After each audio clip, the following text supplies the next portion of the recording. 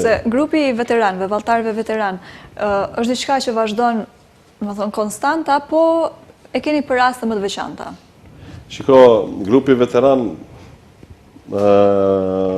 fatkeqësisht, disa prej tyre nuk janë mesin tonë.